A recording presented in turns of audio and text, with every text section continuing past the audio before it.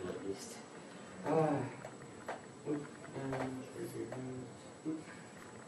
I'm just going to run through the rest of the major Tokusatsu series, mainly because Sentai and Kamen Rider are my fortes, and the other one not so much. So the Ultra series is the other big one. It first aired in 1966, created by Eiji Super. Thank you very much. Yeah, he was a person working in the special effects of this company, and he conceived Ultraman there, and he made this TV series out of it. The main theme running through it is that you've got normal human beings who sort of synchronize with the main hero instead of actually becoming the main hero. And Ultraman, and plenty of them, are giant alien beings. It stood out because their astounding use of the monster costumes. At that time, they were incredibly creative, since it relied so heavily on sort of the giant monster battles and such. And interesting, the exaggerated fighting style that they use, because it's, as you can see, it's just a mask. It's not very expressive. So what the stuntman had to do was he had to sort of put the expressions into it. So of course you had sort of the wind-up punch, the sort of the sort of exaggerated headbutt and such. And most of those mannerisms eventually sort of made their way into fighting anime. So whenever you see you're watching a shonen fighting anime and you see the protagonist winding up some huge big blast or something like that, probably inspired by Ultraman. There have been 22 series altogether, 23 movies, and then as an interesting last note, the first entry in Ultra series, Ultra Q, didn't actually feature Ultraman or any other Ultra beings. It was more of a sort of X-Files kind of show. Metal Heroes is another one by Toji who did Super Sentai and Kamen Rider. It was technology based. The main hero was either an android, a cyborg, or a human who wore a metal suit of armor.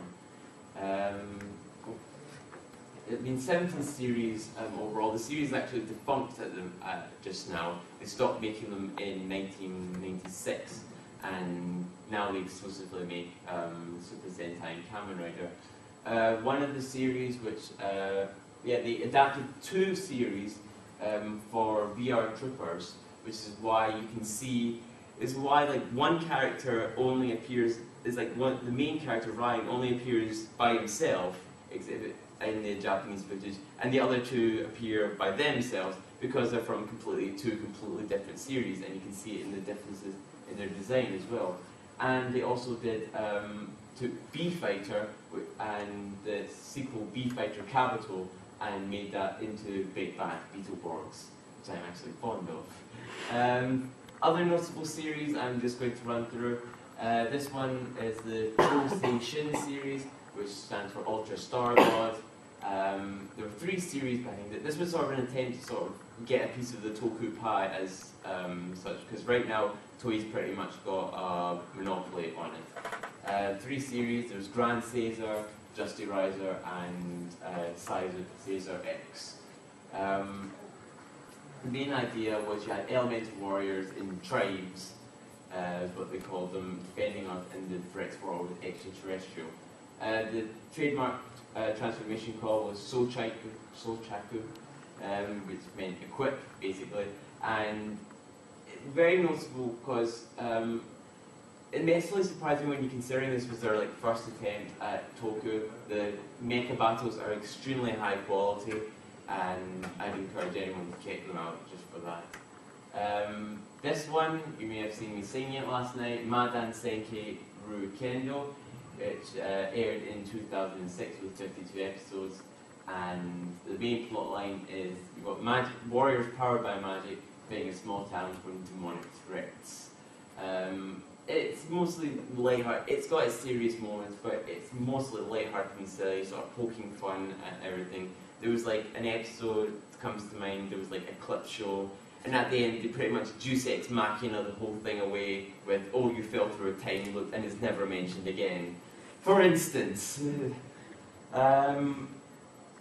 notice what, it's got pretty much the best CGI effects I've ever seen in a toku at all, and a staggeringly high toy count. You've got to remember, these series, most of their revenue doesn't come from ratings, it comes from toy sales, so naturally you'll see like the heroes making easily marketable things that kids and idiots will buy. And pretty much Rikendo introduces a new toy every single episode.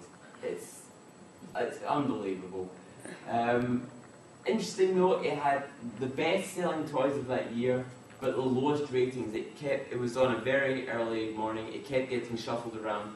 As a result, the ratings don't even compare to that of Sentai or Kamen Rider. But despite that, it had the best-selling toys of the year, but it wasn't good enough to get it a sequel, unfortunately. The series is called Garo, ran in 2005, 26 episodes and an anime series, called Mandai Night Garo, and it was the first attempt. I think it was marketed as sort of a hyper midnight action drama or something like that. First attempt to make a sort of tokusatsu aimed strictly at the adult market. And as a result, it features graphic violence, nudity, and mature themes aplenty. If you're sort of interested in the whole tokusatsu thing, but you're really not that interested in the whole kiddie show thing, check out Garo. You'll absolutely enjoy that.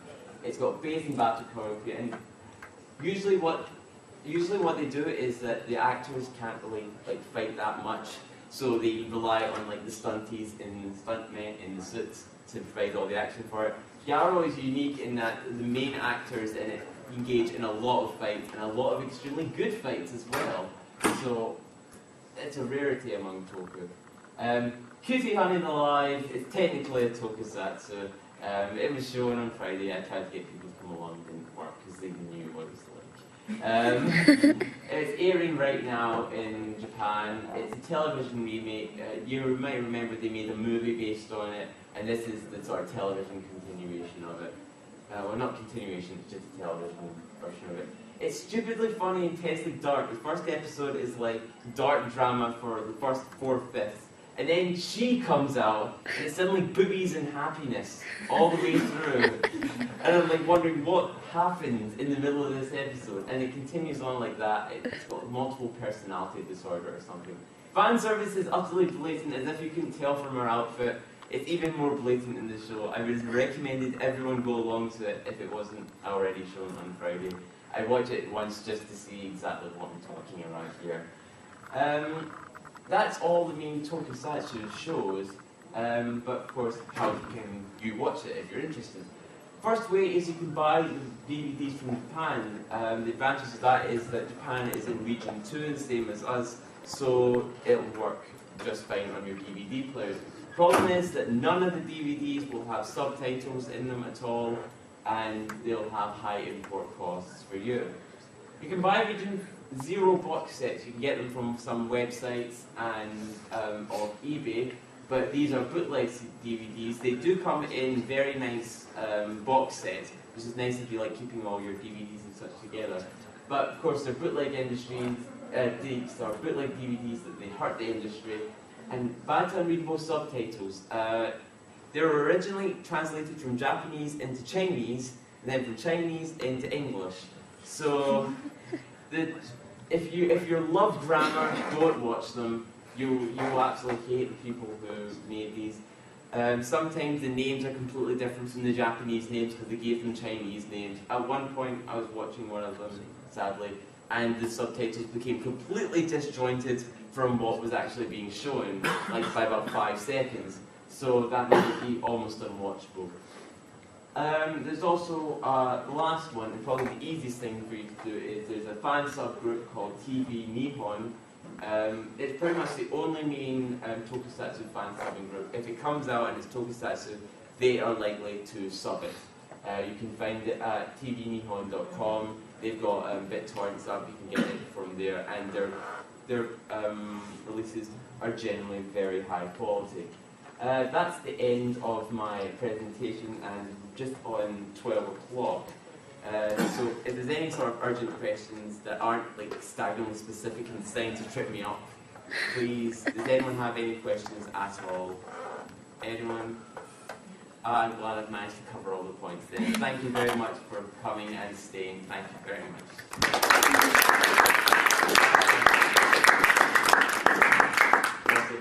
Until the next person comes in, or if you don't have to go, there's